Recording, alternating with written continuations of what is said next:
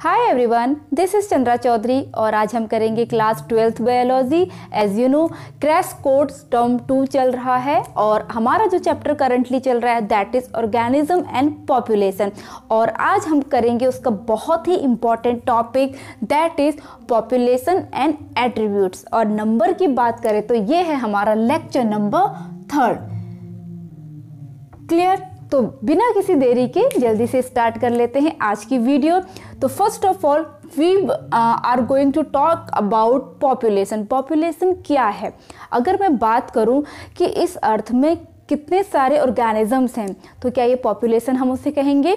Of course not. अगर मैं कहूँ कि कोई मैंने एरिया ले ली, वहाँ पर रहने वाले लोग, वहाँ पर रहने वाले काव, वहाँ पर रहने वाले डॉग, कैट जो भी है, उन सबको मिलाकर के क्या उस जगह की वो पॉपुलेशन है? नो, ये भी पॉपुलेशन नहीं है। तो पॉपुलेशन क्या है? तो देखिए यहाँ पर हम कोई एक पर्टिकुलर एरिया ले लें और वहाँ पर केवल एक ही टाइप की स्पीसीज़ को काउंट करें। लाइक हमने डॉग की ले ली, कैट की ले ली या ह्यूमंस की ले ली, तो हम उस एरिया की पॉपुलेशन कहेंगे। फॉर एग्जांपल एक चीज़ मैं और कह दूँ, सपोज दिल्ली में की जो एरिया है वहाँ पर हमने काउंटिंग शुरू की वहाँ पर डॉग्स की, तो दिल्ली में डॉग्स की पॉपुलेशन 2000, 5000, 10,000 जितनी भी आएगी वो वहाँ की पॉपुलेशन कहलाएगी। या ह्यूमंस को हम काउंट करेंगे तो दिल्ली की पॉपुलेशन इतनी है, ठीक है, करोड़, 2 करोड़, 10 करोड़ जितनी भी है। तो आई होप आपको ये मेरी बात क्लियरली समझ में आ गई होगी कि पॉपुलेशन है क्या। तो पॉपुलेशन क्या होती है?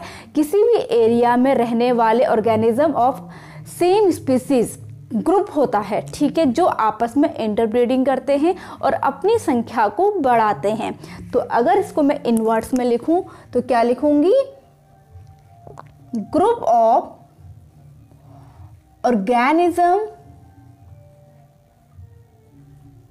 Organisms of same species, clear, and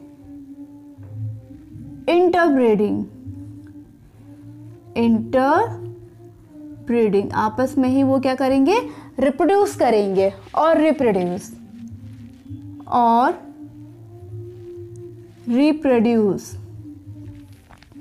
मेरी बात क्लियरली समझ में आ गई होगी।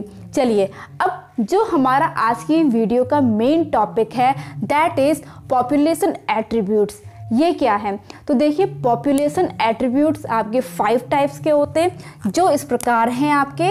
Very first is birth rate,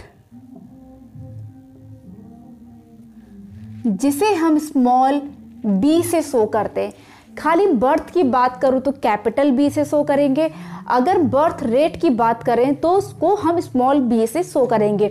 ये मैं इसलिए बता रही हूँ क्योंकि आगे को आपका अभी बर्थ भी आएगा, दोनों की सिंबल्स आएंगे और आपको कन्फ्यूज़न होगा।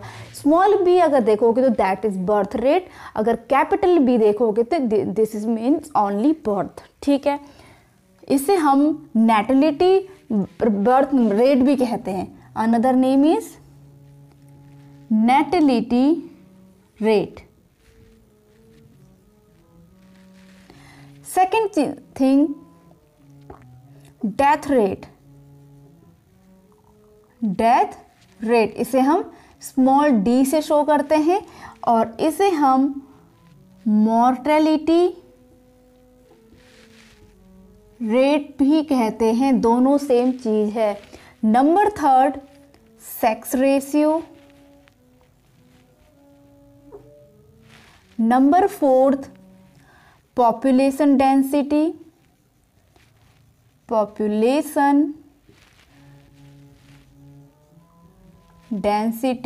And number 5 is age pyramid. I know कि आपके इसमें नंबर 4 में एज पिरामिड दिया है और नंबर 5 में पॉपुलेशन डेंसिटी, बट यहाँ पर एज पिरामिड को थोड़ा सा मुझे इलेबोरेट करना है तो इसको मैं लास्ट में रख रही हूँ। तो चलिए सबसे पहले बात करते हैं बर्थ रेट की, ठीक है। कि किसी एरिया में बर्थ रेट हम कैसे निकालेंगे। बर्थ पहले बात, नए बच्चों का जन्म जो हो रहा है, किसी भी स्पीसीज में जो नए जो इंडिविजुअल्स हैं वो ऐड हो रहे हैं, ठीक है, वो क्या है आपका बर्थ है। तो बर्थ रेट कैसे हम निकालेंगे, तो इसको सबसे पहले हम समझ लेते हैं। तो सबसे पहले हम बात करते हैं नैटिलिटी रेट या फिर आपका बर्थ रेट। देखिए, सपोज कि किसी पर्टिकुलर एरिया, कोई ये एरिया है, यहाँ पर 2020 में इस पर्टिकुलर एरिया में रहने वाले लोग कितने हैं, 1000 लोग हैं, ठीक है। फिर 1 ईयर बाद, आफ्टर 1 ईयर, यहाँ पर रहने वाले लोगों की संख्या कितनी हो गई, 1100 हो गई 2022 में। तो कितने लोग ऐड हुए, कितने लोग बढ़े, कितने लोग नए आए, तो प्लस 100 लोग नए आ गए। तो how do we calculate birth rate. So यहाँ पर जो आपके जितने लोगों का बर्थ हुआ है,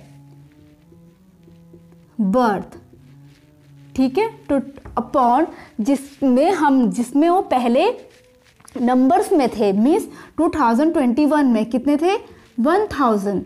तो बर्थ कितने लोगों का हुआ है, 100 अपॉन 1000। तो कितना आंसर आया आपका, 0.1%। तो वहाँ का बर्थ रेट कितना आया, 0.1%, ठीक है। कभी भी 11 अपॉन में 1100 नहीं आएगा, क्योंकि हम तो यहाँ से ऑब्जर्व कर रहे हैं। हमने जिस साल ऑब्जर्व किया कि यहाँ पहले इतनी थी, अब इतनी हो गई, तो जितनी पहले थी अपॉन में वही आएगा। यहाँ पर लोग गलती करते हैं कि पहले का लिखे कि बाद में लिखे, तो हमेशा पहले का, जैसे कि हम परसेंट निकालते हैं, ठीक है, प्रॉफिट लॉस वाले क्वेश्चन में हम प्रॉफिट लॉस निकालते हैं, सेम उसी तरह से। अब सेकंड है आपका डेथ रेट। ओके, तो सेम एग्जांपल हम ले लेते हैं। सपोज कि किसी एरिया में जो पहले की पॉपुलेशन थी वो थी 500 2021 में। अब उसमें से आपके 100 लोगों की डेथ हो गई, तो कितने बचे, 400 बचे 2020 में। तो डेथ रेट कितना आया, तो यहाँ पर डेथ इज इक्वल टू पहले जो नंबर्स में थे, मीन्स 500, क्लियर। तो यहाँ पे 100 अपॉन 500, तो 0 से 2 0 कट गए आपके, तो कितना आया, 0.2%। मीन्स वहाँ का जो डेथ रेट है वो 0.2% है। क्लियर है, आई होप आपको ये जो बर्थ रेट है that is also called natality rate, वो आपका कैसे कैलकुलेट करेंगे। सेकेंड चीज death rate, that is also called mortality rate, उसे हम कैसे कैलकुलेट करेंगे। बस जितनों का बर्थ हो रहा है टोटल अपॉन कितना आ जाएगा, जहाँ से हमने ऑब्जर्व करना स्टार्ट किया है पहले का। सेम चीज़ डेथ में भी हम निकालेंगे, कितने लोगों की डेथ हुई है और अपॉन में पहले कितनी थी, ठीक है। तो इस तरीके से हम परसेंट निकालेंगे। अब नंबर थर्ड है आपका सेक्स रेशियो। सेक्स रेशियो हम कैसे कैलकुलेट करेंगे, तो देखिए सेक्स रेशियो मीन्स कभी भी किसी भी एरिया में हम ह्यूमंस की पॉपुलेशन कहते हैं, मैन या वुमेन की पॉपुलेशन अलग से नहीं बोलते कि फीमेल इतने हैं मेल इतने हैं। हालांकि वो भी डेटा रखा जाता है, लेकिन पॉपुलेशन के अंदर हम अलग नहीं कहते हैं, ठीक है। पॉपुलेशन में एक स्पीसीज़ की आती है, लेकिन ये बात अलग है कि मेल फीमेल उसमें होते हैं। तो सेक्स रेशियो का मतलब क्या है, जैसे कि आपको पता है या तो मेल होता है दूसरा फीमेल होता है, लेकिन यहाँ पे मैं ट्रांसजेंडर की बात नहीं कर रही हूँ, ओनली दो आपके जो टाइप्स होते हैं मेल और फीमेल।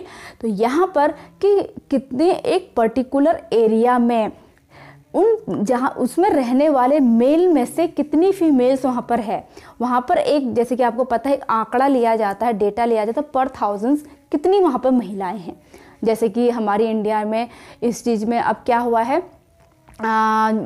बड़ी है, ठीक है, जिसका जो रेशियो है वो बड़ा है, पहले काफ़ी कम था, अब इसका रेशियो बड़ा है। तो यहाँ पर इसका रेशियो कैसे निकालते हैं, फीमेल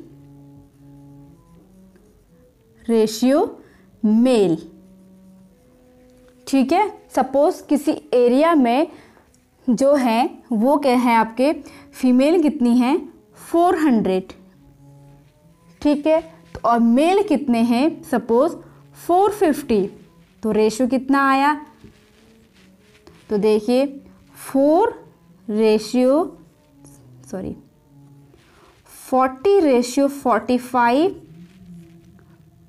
4 5 8 जा 5 9 जा मीन्स 8:9। इसका मतलब क्या है, हर 9 व्यक्तियों के लिए 8 महिलाएं ही हैं, मीन्स यहाँ पर महिलाओं का रेशियो कम है, ठीक है। तो आई होप आपको ये वाला पॉइंट भी क्लियरली समझ में आ गया होगा। अब चलिए नेक्स्ट बात करते हैं हम अपने पॉपुलेशन डेंसिटी के बारे में कि पॉपुलेशन डेंसिटी क्या है। अगर हम फिज़िक्स की बात करें, जब हम डेंसिटी कैलकुलेट करते हैं तो कैसे कैलकुलेट करते हैं कि पर्टिकुलर एरिया में, ठीक है, जो वॉल्यूम है यूनिट पर और वॉल्यूम हम इसमें निकालते हैं, बट यहाँ पर ऐसा कुछ नहीं होता है। यहाँ पर आपके किसी एरिया में कितने स्पीसीज़ हैं वहाँ से इसको हमें निकाला जाता है, बट ये सिनेरियो हर किसी चीज़ के लिए सही नहीं बैठता है। फॉर एग्ज़ाम्पल जैसे कि आपकी NCERT बुक में ही दिया गया है कि जो बनियन का ट्री है, ठीक है, वो बहुत काफ़ी बड़ा होता है, बहुत बड़ा। सपोज़ जो है ये बनियन का ट्री है, देखिए ये बनियन है तो काफ़ी एरिया को ये घेरता है, ठीक है, और इसके नीचे सपोज बहुत सारे छोटे छोटे प्लांट्स हैं, ओके, बहुत सारे प्लांट्स हैं, 200 है, कुछ नेम है इसका, पार्थेंस टाइप, मैं नाम भूल गई हूँ, जो आपकी NCERT बुक में गिवन है। तो 200 प्लांट्स हैं, कोई भी प्लांट्स ले लो, पर ज़रूरी नहीं है कि जो NCERT में है उतने सारे छोटे छोटे प्लांट्स हैं, वो 200 हैं, ये 1 है, तो क्या इसकी डेंसिटी ज़्यादा मानी जाएगी? Of course not. क्यों भाई, इस बनियन ट्री ने भी तो ज़्यादा बायोमास घेरा है, ज़्यादा एरिया को कवर किया हुआ है। तो यहाँ पर हमें यहाँ जो डेंसिटी है, पॉपुलेशन डेंसिटी, वो कभी भी नंबर्स को लेके हम काउंट नहीं कर सकते, वहाँ पर बायोमास के लेवल पे भी हम उसे काउंट करते हैं, ठीक है। आई होप ये पॉइंट भी क्लियर हो गया होगा। चलिए अब आप इसका स्क्रीनशॉट ले लीजिए। अब हम नेक्स्ट टॉपिक की ओर बढ़ेंगे, that is age pyramid. I hope आपने इसका स्क्रीनशॉट ले लिया होगा। बहुत इजी टॉपिक है, बच्चों से टॉपिक है, कोई ख़ास ज़्यादा मेहनत करने की ज़रूरत नहीं है इनमें, बस समझ में आ जाएगा तो काफ़ी इजी है। तो देखिए पॉपुलेशन पिरामिड्स, तो पॉपुलेशन पिरामिड्स में आपके सबसे पहले 3 चीज़ें आपको समझनी होंगी। पहला है आपका प्री रिप्रोडक्टिव एज, क्लियर। दूसरा है आपका रिप्रोडक्टिव एज,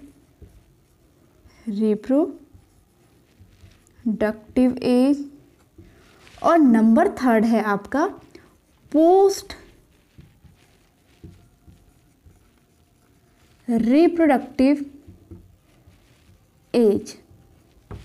अब भाई क्या है ये, ठीक है, जैसे कि नेम से ही पता चल रहा है, रिप्रोडक्टिव एज क्या होगी। ऑब्वियसली जब जो आपके मेल फीमेल हैं वो रिप्रोडक्शन करने के लायक हो जाते हैं, लेकिन क्या उनको रिप्रोडक्शन करना चाहिए? ऑफ कोर्स नॉट, ठीक है। जैसे अगर मैं ह्यूमंस की बात करूं तो जो गर्ल्स होती हैं उनमें एग का फॉर्मेशन 12-13 साल 14 साल की उम्र से ही होना स्टार्ट हो जाता है, लेकिन क्या उनको रिप्रोड्यूस करना चाहिए? नहीं करना चाहिए, क्योंकि उनकी बॉडी इतनी मैच्योर नहीं हो रहती है, ठीक है।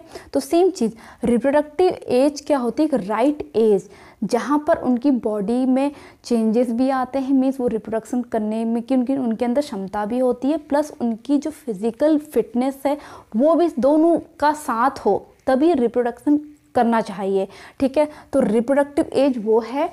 प्री रिप्रोडक्टिव एज जो बच्चे होते हैं, मीन्स 1-2 साल 4-5 साल जो नहीं होते हैं, जो रिप्रोड्यूस नहीं कर सकते, और इसके बाद आता है पोस्ट रिप्रोडक्टिव एज, जैसे कि महिलाओं में मेनार्की के बाद उनमें रिप्रोडक्शन नहीं हो सकता, वो रिप्रोड्यूस नहीं कर सकती है, तो वो किस में आ जाएंगी? आपकी पोस्ट रिप्रोडक्टिव एज में आ जाएंगी। तो इनके बेसिस पे जो एज पिरामिड है, इससे हमें काफ़ी इन्फॉर्मेशन मिलती है, ठीक है, कि किस देश में पॉपुलेशन का क्या हाल है, ठीक है। जैसे कि आपने देखा होगा लाइक इंडिया है, चाइना है, यहाँ पर पॉपुलेशन बहुत ज़्यादा बढ़ रही है। चाइना नंबर 1 पे है, इंडिया नंबर 2 पे है। चाइना ने तो अपने यहाँ पॉलिसी अपना ली है, लेकिन इंडिया में ऐसा नहीं है, और देखना आने वाले टाइम पे इंडिया नंबर 1 पे हो जाएगा। तो यहाँ पर देखिए कैसे पता चलता है कि यहाँ पर लोग उतने एजुकेटेड नहीं हैं, रिसोर्सेस उतने ज़्यादा नहीं हैं, लेकिन फिर भी बच्चों पे बच्चे पैदा किए जा रहे हैं। लेकिन वहीं हम दूसरी कंट्रीज़ में देखें, यूरोप की बात करें, वहाँ पे लोग रिसोर्सेज हैं लेकिन बच्चे ही पैदा करना नहीं चाह रहे, है ना। तो इन सब चीज़ों से फ़र्क पड़ता है, कुछ शेप्स बनती हैं, वो कैसे। तो सबसे पहले आपकी मैं बताऊं कि जहाँ जैसे इंडिया जैसी कंट्री है जहाँ पर बच्चे पैदा किए जा रहे हैं, रिसोर्सेज हो या ना हो, तो वहाँ पर सबसे ज़्यादा जो नंबर्स होंगे वो किसके होंगे, ऑब्वियसली प्री रिप्रोडक्टिव एज के होंगे, बच्चे ज़्यादा होंगे। प्री रिप्रोडक्टिव एज, ठीक है। अब सेकंड नंबर में कौन आएंगे भाई, जिसने इनको पैदा किया है। दूसरे नंबर पे आ जाएंगे आपके रिप्रोडक्टिव एज, रिप्रोडक्टिव एज। फिर उसके बाद लास्ट में जो पोस्ट रिप्रोडक्टिव एज हैं, जो बूढ़े लोग आ जाते हैं, ठीक है, धीरे धीरे जो मतलब जो एज की ओर बढ़ रहे हैं, बुढ़ापे की ओर, मीन्स पोस्ट रिप्रोडक्टिव, उनका नंबर और कम होगा। तो इस तरह से का डायग्राम यहाँ पर बनता है। तो देखिए कैसा बन रहा है, इस तरीके से। तो ऐसा आपका डायग्राम कहाँ बनेगा, ऐसा जो शेप बनेगा लाइक इंडिया का बनेगा, चाइना का बनेगा, ठीक है। तो इस टाइप की एज पिरामिड की जो शेप बनी है उसे हम कहते हैं एक्सपांडिंग। भाई बढ़ते ही जा रही है, बढ़ते ही जा रही है, कोई लगाम नहीं है, ठीक है, नंबर 1। अब नंबर 2 पॉसिबिलिटीज देखिए, ठीक है, जहाँ पर मीन्स एक नियम है, जितने लोग बर्थ रेट जितना हो रहा है उतना ही डेथ रेट भी हो रहा है। बट यहाँ पर एक चीज़ और मैं बता दूँ, यहाँ पर birth rate is greater than death rate, death rate, ठीक है, क्योंकि लोगों का जन्म ज़्यादा हो रहा है लेकिन उनकी मृत्यु कम हो रही है। तो क्या हो जाएगा आपका, इस तरीके से बन जाएगा, ठीक है। तो अब सेकंड आएगा आपका जो है, जहाँ पर जैसे कि मैंने कहा ऑलमोस्ट जो आप बर्थ रेट है वो इक्वल टू होगा आपके डेथ रेट के। मीन्स जितने बच्चे हैं उतने ही उनको पैदा करने वाले हैं, उतने ही पोस्ट रिप्रोडक्टिव एज वाले हैं, ठीक है। जहाँ पर एक ही बच्चा, हम दो, हमारा एक वाली पॉलिसी होंगी लाइक दैट। तो सबसे नीचे क्या आ जाएगा आपका, सपोज ये आपका प्री रिप्रोडक्टिव एज है और कुछ इतना ही आप क्या बन जाएगा, रिप्रोडक्टिव एज वाले, और इसी के लगभग लगभग कौन होंगे, पोस्ट रिप्रोडक्टिव एज वाले। सब ऑलमोस्ट क्या है, इक्वल इक्वल है। तो इसे हम क्या कहेंगे, आपका इस टाइप के जो पिरामिड बनेगा उसे हम कहते हैं स्टेबल। स्टेबल है, कोई चिंता नहीं है, जितने मर रहे हैं उतने पैदा भी हो रहे हैं, रिसोर्सेज उतने के उतने लोगों के लिए हैं, ठीक है। तो ये आपका स्टेबल है और ये बेल शेप्ड बोलते हैं इसको, bell shaped. At last number 3 में आएगा आपका, जहाँ पर जैसे कि मैंने कहा ना, यूरोप कंट्रीज़ में क्या हो रहा है कि वहाँ पर बच्चे पैदा करने के लिए इंटरेस्टेड नहीं है लोग, ठीक है। मीन्स लोग जिम्मेदारियाँ नहीं उठाना चाहते, बस अपनी लाइफ जीना चाहते हैं, कहीं भी मुँह उठा के चले जाते हैं वहाँ के लोग। तो वहाँ पर क्या होगा, जो रिप्रोडक्टिव एज वाले हैं वो क्योंकि बच्चे पैदा नहीं कर रहे हैं, तो ऑब्वियसली प्री रिप्रोडक्टिव एज तो घट जाएगी नहीं घट जाएगी, और ये भी कम होंगे, ये बढ़ जाएंगे। तो ये कैसा शेप बनेगा, जो रिप्रोडक्टिव एज वाले हैं उनकी जो पॉपुलेशन है वो ज़्यादा होगी, प्री रिप्रोडक्टिव वालों की कम होगी, प्री रिप्रोडक्टिव एज वाले, और जो पोस्ट रिप्रोडक्टिव एज वाले हैं उनकी भी कम होगी, तो इस टाइप का कोई शेप बनेगा, तो इसे हम क्या कहते हैं, डिक्लाइनिंग, डिक्लाइनिंग शेप। ठीक है, इतनी बात समझ में आ गई। तो यहाँ पर आपने 3 टाइप के एज पिरामिड्स देखे, तो take a screenshot. I hope आज का जो वीडियो लेक्चर है आप पॉपुलेशन एट्रीब्यूट्स, पॉपुलेशन के क्या क्या कैरेक्टर्स होते हैं, आप लोगों को समझ में आया होगा, और क्या इनका रोल होता है जिससे पॉपुलेशन इफेक्ट होती है। तो आज के वीडियो लेक्चर में इतना ही, तो हम अपनी नेक्स्ट वीडियो में नया टॉपिक लेंगे। तब तक के लिए stay tune, stay healthy, stay connected. Thanks for watching, bye bye.